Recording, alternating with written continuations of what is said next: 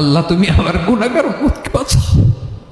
এই দুনিয়ার বুকে রব্বুল আলামিন সব নবীকে একটা করে দাওয়া মুস্তাজাবা দিয়েছেন, মানে যে দোয়া করলে কবুল হয়ে যায় সাথে সাথেই।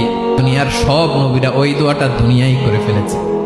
বিশ্বনবী বলবেন, আল্লাহ ওই স্পেশাল দোয়াটা দুনিয়াতে করি নাই, আজকে আমি তোমার দরবারে দাঁড়িয়ে কিয়ামতের দিন ওই দোয়াটা করছি। আল্লাহ আমার যে উম্মতের হৃদয়ে যাররা পরিমাণ ঈমান আছে, আমার একটা উম্মতকেও তুমি জাহান্নামে ঢুকাতে পারবা না। বিশ্বনবী পাগলের মতো একবার হাউজে কাউসারে যাবেন, একবার সিরাতে যাবেন, একবার পুলসিরাতের দিকে, একবার হাউজে কাউসারের দিকে পাগলের মতো দৌড়াতে থাকবেন, তার কোনো গুনাহগার উম্মত যাতে জাহান্নামে ঢুকে না যায়। উম্মতি বিশ্বনবী আমার জন্য কাঁদবেন, আপনার জন্য কাঁদবেন, আমাদের জন্য সেদিন কেঁদে কেঁদে জাহান্নামের দরজায় দাঁড়িয়ে আমাদেরকে টেনে টেনে জান্নাতে ঢুকাবেন।